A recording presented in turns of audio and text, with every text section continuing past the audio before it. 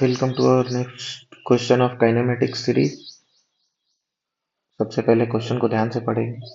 A particle starts its motion from under the action of a constant force if the distance covered in the first 10 seconds is s and the covered and that covered in the first 20 seconds is s1 s2 की जगह s comma z। ये सब आ गया है, मैं सही करता हूँ। This is s1, this is s2.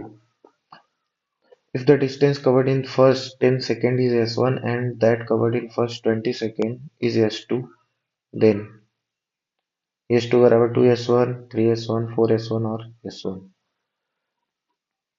बोल रहा है कि पहले 10 सेकंड में उस s1 चला और अगले 20 में वो s2 चला।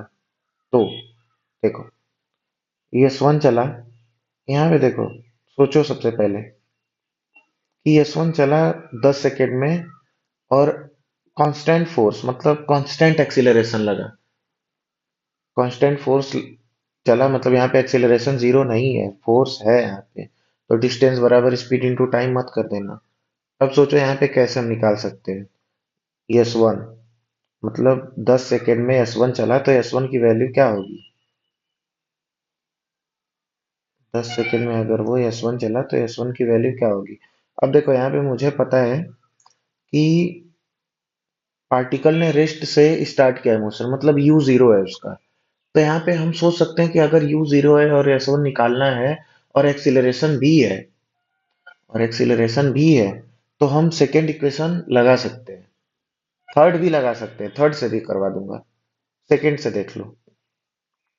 एस वन बराबर, यहाँ पे एस वन लग सकता है क्योंकि हमको पता है कि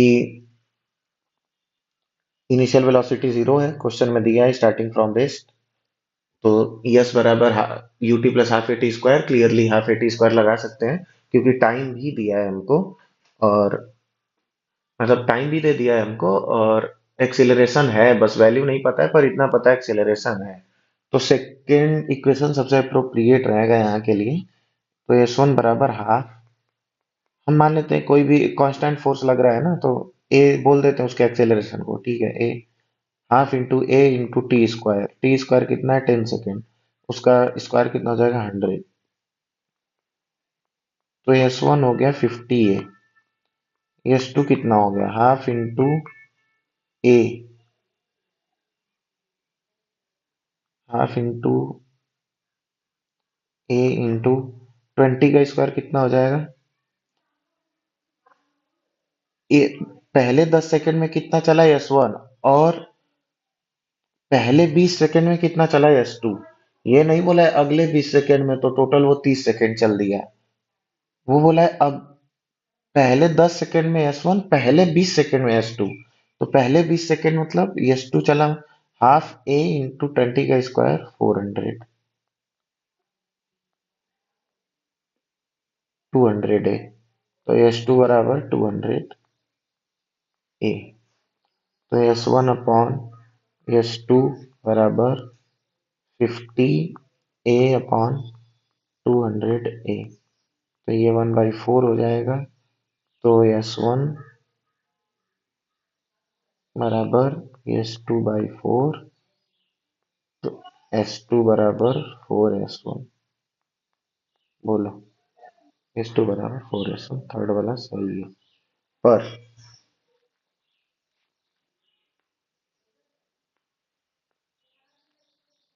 अरे यार,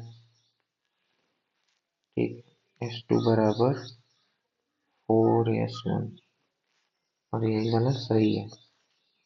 पर हम थर्ड क्या लगा सकते हैं, अभी थर्ड इक्वेशन बहुत लोग सोचेंगे थर्ड में भी तो आता है वी स्क्वायर बराबर यू स्क्वायर प्लस 2as। तो u यहाँ पे जीरो है तो यहाँ से भी तो हम लगा सकते हैं, हाँ देख सकते हैं। हमको यस पता है, ए निकालना है, टू पता है, एक्चुअली हमको यस ही तो निकालना है। तो उसके लिए हमको ए और वी दोनों पता रहना चाहिए। फर्स्ट इक्वेशन में जाएंगे तो वी बराबर you plus A T, you तो जीरो है पर वी वी और ए दोनों नहीं पता है, मतलब 10 सेकेंड बाद वी क्या होगा वो भी नहीं पता है।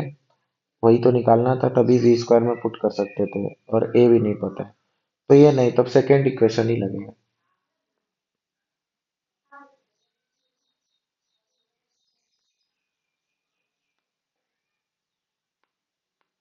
एक सेकेंड,